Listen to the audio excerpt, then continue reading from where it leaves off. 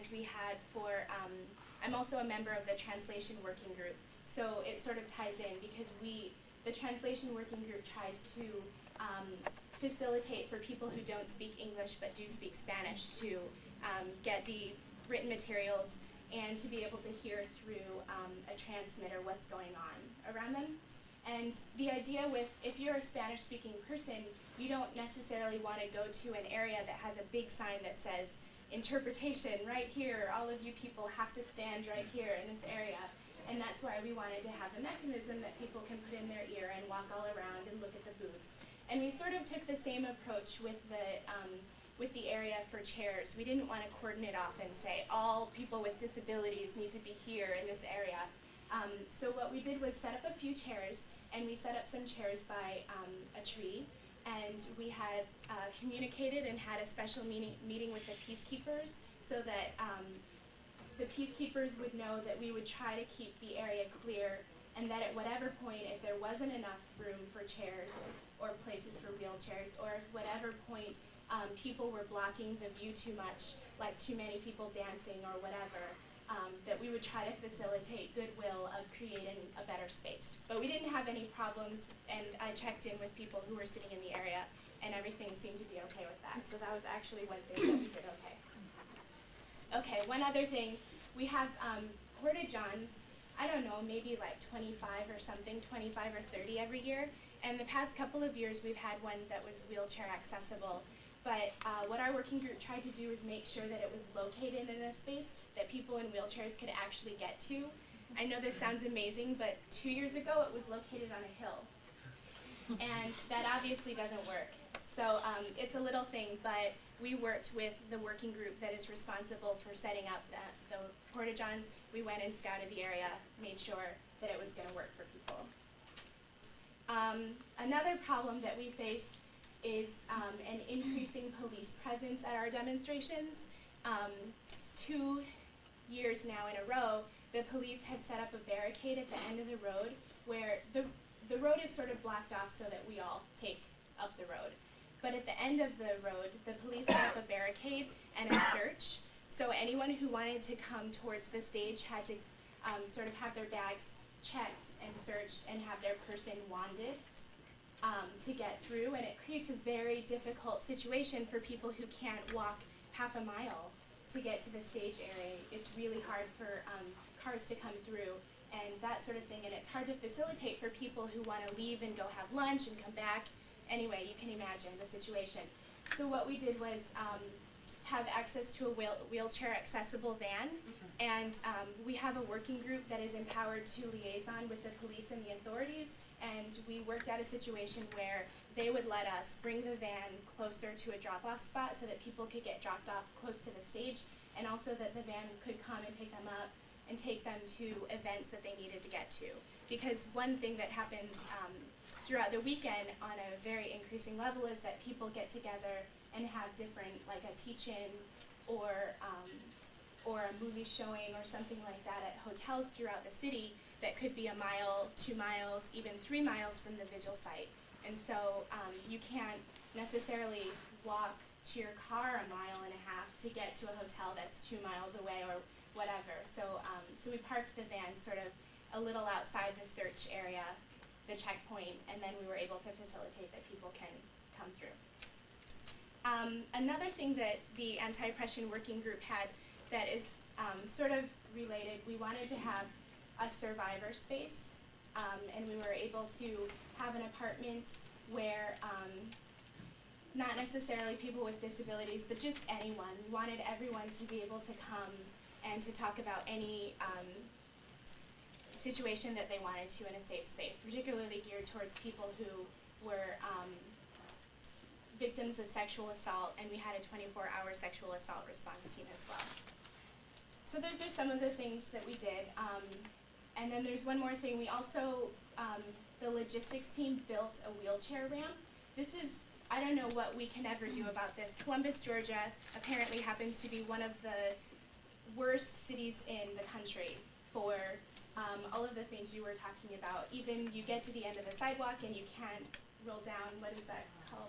Curb ramp. Yeah, and just everything is really hard, or like the sidewalks are so out of disrepair anyway that it's just really hard for people. So the town in general is really hard. But even there's one apartment right near the stage where free food is served every meal by a Catholic worker house, and it's on the first floor where we eat, but there are 2 little steps to get up.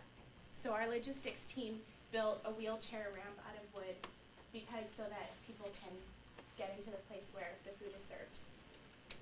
Okay, feedback. Now this sounds like maybe we tried really hard, and we did try sort of hard, but it was the first year that we did it, and it's really amazing, and it's been a really learning experience for me, because even though I can sit here and listen to all of the stories and say, wow, that's terrible, or I can't believe you can't choose what event you want to go to at Disneyland, you have to wait until they tell you that it's going to be available to you.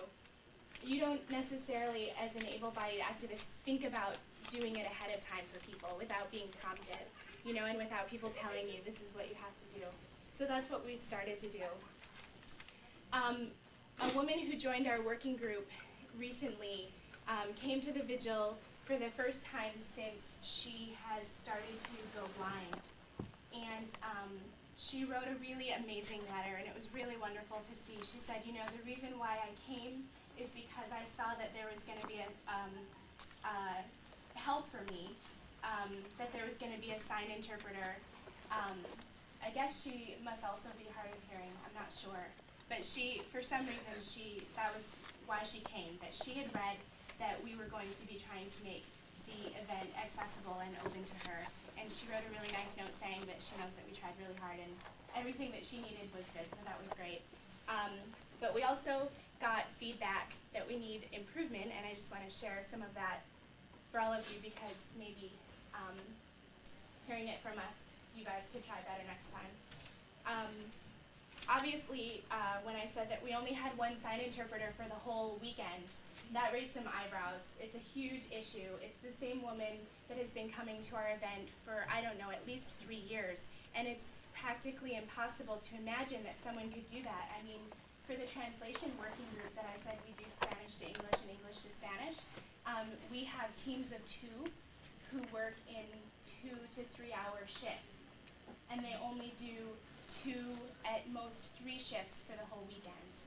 And then we have different teams that take shifts at different meetings throughout the weekend, like if people want to go to a nonviolence training or the logistics and orientation session to find out what to expect. We try to send a team of 2 people with the equipment to do interpretation at those events too. So you can imagine that this is an area where we need to work on, and one of the problems, the reason why we had this situation happen is because we didn't know anyone, we couldn't find anyone who would do that for us. This woman who flies from Chicago and does it the whole weekend, and told us that in general, this is a service that people get paid to do, which is the same for Spanish interpretation. It's a very, very highly valued skill. It's really hard to do. I speak Spanish and I'm still not qualified to do that level of interpretation. It's very difficult. And I know it's a very good skill. So what we want to try to do with all of those things, that's just one example of things we need to work on, is to try to get more, I think, integrated into perhaps the disability rights community, or even perhaps just to get more aware of people who are out there and resources who are out there and ideas from people, so that we're not using a terrible excuse like we didn't know anybody who could do it or something like that. Or that we didn't put resources towards it, because I think that also demonstrates how important the thing is to, like, for people who are qualified and certified Spanish language interpreters, we pay for their transportation, or we pay for their housing, or we try to do some kind of financial thing to sort of bring them in, because it is a skill that we really need and that we really value. So we want to try to do that as well with the sign interpretation. Needless to say, this one woman who did the whole vigil weekend wasn't able to attend any of the other workshops. That means if you can't hear the logistics and orientation session, unless you have somebody who's there to tell you what's going on, you have no idea what's going on the whole weekend, aside from going to the event and seeing what's happening right on the stage at that moment. So those are just some of the things that we need to work on